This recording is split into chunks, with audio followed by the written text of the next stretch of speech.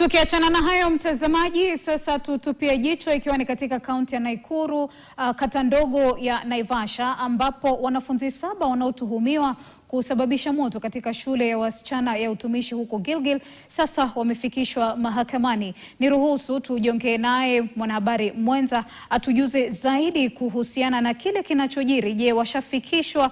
Je, ni yepi yanayoibuka na ni yepi ambayo yamewasilishwa kwako?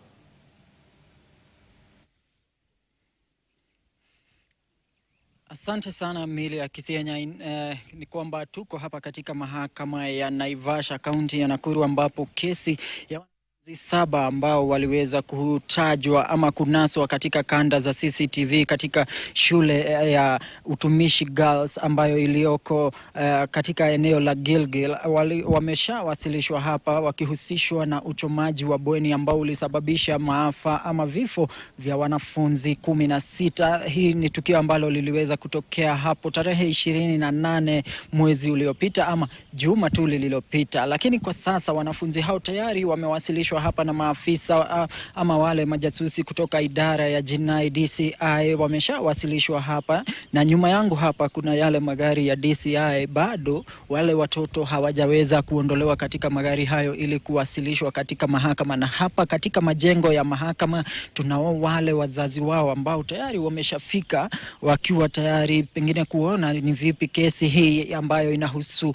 watoto wao itakavyokuwa ikiendelezwa. Lakini kile tunatarajia hapa kitafanyika ni kwamba baada ya muda mfupi tu wazazi ambao kwa sasa wanazungumziwa na maafisa wa watoto kutoka ile idara ambayo inaitwa Child Protection Unit tayari wameshafika hapa, na kwa sasa tunatarajia kwamba watakuwa wakiingia katika mahakama, na baadaye pia wale wanafunzi watakuwa wakiwasilishwa mbele ya hakimu mkuu Ramadhan Abdikadir ambaye atakuwa akisikiza, ambaye atakuwa akishughulikia kesi yao. Na kile ambacho tunafahamu ni kwamba hawatakuwa wakishtakiwa siku ya leo. Kile kitakuwa kikifanyika pengine ni wale maafisa wa idara ya DCI kuomba siku kadhaa ili kukamilisha uchunguzi wao, na hii ni kutokana na kwamba ile mahakama ambayo ambayo inashughulikia swala hilo siku ya leo ni ile mahakama ya chini, na hili ni swala ambalo linahusu mahakama ya juu. Ni swala ambalo pia limekuwa na masuala mengi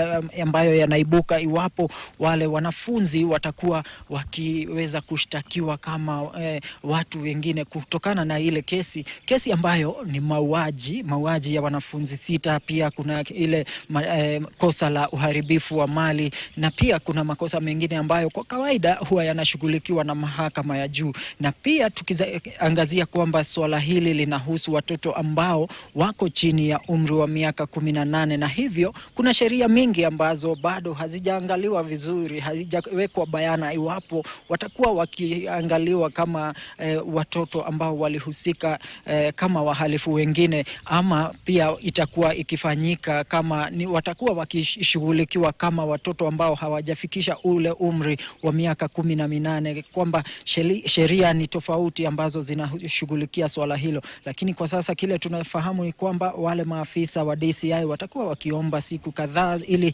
kuendelea ili kutoa nafasi wao kukamilisha uchunguzi. Hapa wazazi wa wale wanafunzi ambao ni washukiwa tayari washafika hapa. Hatujaweza kuona wazazi wa wale ambao waliweza kuaga, lakini kulikuwa na uvumi kwamba wale ambao waliweza kupoteza watoto wao pengine wangeweza kufika mahakamani, lakini bado hatujawaona. Wale wazazi ambao wameshafika hapa ni wale ambao watoto wao wametajwa kama wahusika wakuu katika kesi hiyo.